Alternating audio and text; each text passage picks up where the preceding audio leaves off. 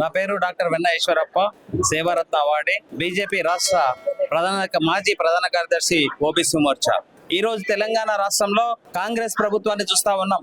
సబ్బండ వర్గాలని ఎన్నో హామీలు ఇచ్చి 6 గ్యారంటీలు 420 హామీలు ఇచ్చి ఎలా మోసం చేస్తుందో అందరం చూస్తా ఉన్నాం.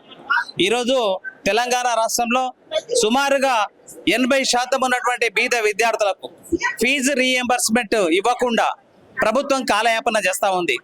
40 లక్షల మంది విద్యార్థులు ఈరోజు ఇంజనీరింగ్ కానీ డిగ్రీలు కానీ కళాశాలలో చదువుతా ఉన్నారు. వారందరికీ 15,000 కోట్ల రూపాయల బకాయి రాష్ట్ర ప్రభుత్వం ఉన్నది. కానీ విద్యార్థులకు ఈరోజు వాళ్ళు విద్యను సరిగ్గా నేర్చుకోకుండా యాజమాన్యాలు అన్నీ కూడా రాజకీయ నాయకుల చేతుల్లో ఉన్నాయి. ఏ ఇంజనీరింగ్ కాలేజ్ చూసినా, ఏ డిగ్రీ కాలేజ్ చూసినా రాజకీయ నాయకుల చేతుల్లో ఉన్నాయి. వారంతా కూడా విద్యార్థులు డిగ్రీలు పూర్తి చేసుకుని వారు ఉద్యోగం కోసం కానీ పై చదువుల కోసం వెళ్ళడానికి సర్టిఫికెట్లను కూడా ఇవ్వడం లేదు. ఎందుకోసం అంటే ఫీజు బకాయి ఉంది. ఇటు విద్యార్థి మోసపోతున్నాడు, విద్యార్థికి అన్యాయం జరుగుతూ ఉన్నది. కాబట్టి నేను ఈ రాష్ట్ర ప్రభుత్వాన్ని, గౌరవనీయ ముఖ్యమంత్రి శ్రీ రేవంత్ రెడ్డి గారిని వెంటనే కోరుతున్నాను. విద్యార్థుల యొక్క బకాయిలైనటువంటి ఫీజు రీఎంబర్స్మెంట్ ని 15,000 కోట్లని వెంటనే విడుదల చేసి విద్యార్థుల యొక్క భవిష్యత్తును కాపాడాలి. విద్యాశాఖ మంత్రి లేడు, మీరే విద్యాశాఖ మంత్రి. అన్ని శాఖలు మీ దగ్గరే ఉన్నాయి. తెలంగాణ వ్యక్తిను, తెలంగాణ విద్యార్థుల యొక్క గోస నీకు తెలుస్తలేదా? విద్యార్థుల యొక్క బాధలు నీకు తెలుస్తలేవా? కాబట్టి వెంటనే 15,000 కోట్లని శాంక్షన్ చేసి విద్యార్థుల భవిష్యత్తును కాపాడాల్సిందిగా భారతీయ జనతా పార్టీ తరఫున ఈ వేదిక ద్వారా కోరుతా ఉన్నాను. జై హింద్, జై భారత్. నమస్తే.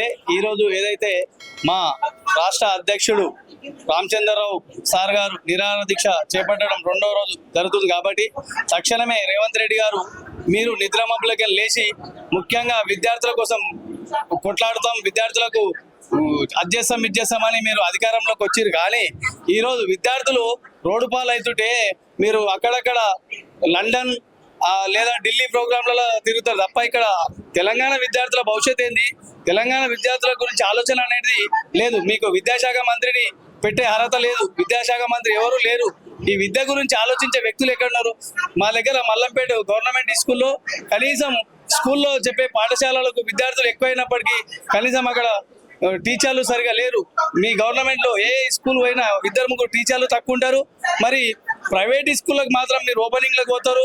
ప్రైవేట్ స్కూళ్ళకు ఎన్నో రకాల వాళ్ళకు అక్కడక్కడ ల్యాండ్స్ ఇస్తారు, అన్ని చేస్తారు ప్రైవేట్ స్కూళ్ళకు. మరి గవర్నమెంట్ స్కూళ్ళకు మంచి విద్యను అందించినట్టయితే ఇప్పుడు చూడు, ఉన్న వాళ్ళు చిన్న చితక జీతంతో ఎంతో కష్టపడి పాచి పని చేసి బట్టలు వెండి లేదంటే అక్కడక్కడ జీతం ఉండి ఒక వాచ్మెన్ గా చేసి వాళ్ళ పిల్లల్ని మంచి చదివించాలని అన్ని కాలేజీలలో పంపిస్తే వారి కాలేజీలు ఫీజులు కట్టలేక వాళ్ళే ముసలి వాళ్ళు అయిపోతున్నారు.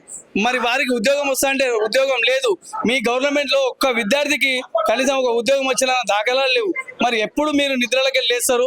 మీరు నిద్రలకి లేకపోతే తక్షణమే తెలంగాణ రాష్ట్ర వ్యాప్తంగా విద్యార్థులందరూ భారీ ఎత్తున ప్రతి గ్రామాన సిటీ అంతా కలిసి మీ లీడర్లని మీ కాంగ్రెస్ ప్రభుత్వం గద్దె దించేంత వరకు విద్యార్థులు గిట్ట బయటకు వెళ్ళినట్టయితే గతంలో తెలంగాణ ఉద్యమంకు స్ఫూర్తి ఎట్లా విద్యార్థులు ఇచ్చి చేసిరో అదే స్ఫూర్తితో గిట్ట ఈరోజు విద్యార్థులు బయటికి వచ్చినట్టయితే మీ గవర్నమెంట్ ఖచ్చితంగా కూలిపోతుంది. తక్షణమే విద్యార్థులకు సంబంధించిన ఏదైతే ఉన్నాయో వారికి తక్షణమే రిలీజ్ చేయాలని కోరుచున్నాం.